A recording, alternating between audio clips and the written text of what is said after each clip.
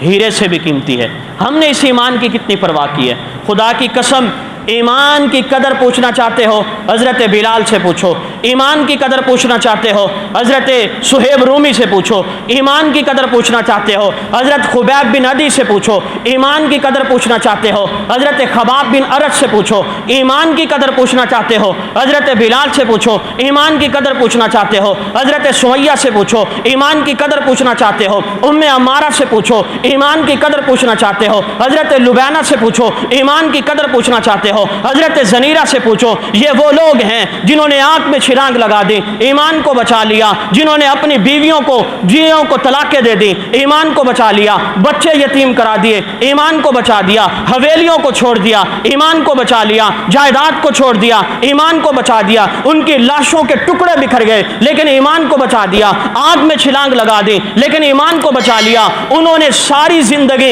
ईमान की आजमाइश को उतरते हुए ईमान को बचाया भी सही, ईमान को फैलाया भी सही, फिर अल्लाह ने उस हबशी बिलाल को मकाम इतना अता फरमाया कि वो टहलता दुनिया में है, कदमों की आहट जन्नत में होती है। मेरे भाइयों, उन पे तो आजमाइश ये थी जो हम पर है ही नहीं। जो आजमाइशें उन पर आई वो हम पर नहीं आई। हमारे ऊपर आजमाइश क्या है?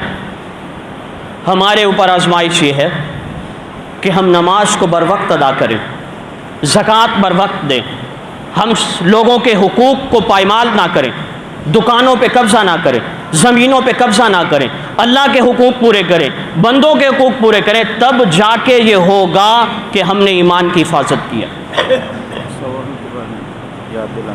कौन सा था? वो कोई और फौत हो जाए तो ठीक, बात समझ आ गई है। हर सेकंड में ईमान की हिफाजत हो। दो बातें, एक तो सवाल ये है कि अगर मर्द फौत हो जाए तो क्या बीवी उसका मुंह देख सकती है? मर्द अगर फौत हो जाए तो बीवी उसका मुंह चेहरा देख सकती है। ये हमारे बनाए हुए सिलसिले हैं। और अगर बीवी फौत हो जाए तो मर्द भी उसका चेहरा देख सकता है। ये कोई हराम या नाजायज़ नहीं है। ये मसला इन्होंने पूछा।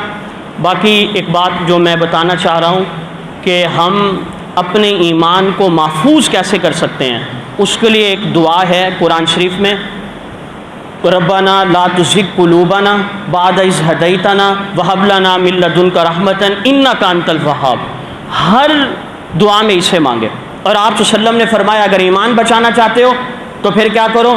फरमाया दुआ मांगो, या मुक़ल्लिबल क़ुलूब सब्बित क़ुलूबना अला दीनिक, ए दिलों को फेरने वाले अल्लाह हमारे दिल को ईमान के ऊपर, दीन के ऊपर महफूज और मजबूत रख। ये दोनों चीज़ें। और तीसरे नंबर पे मिसवाक की आदत बना लें। इंशाअल्लाह सुम्मा इंशाअल्लाह जब हम दुनिया से जाएंगे अल्लाह ईमान की दौलत हमें साथ अता फरमाएंगे। अल्लाह ताला अमल करने की तौफीक अता फरमाए।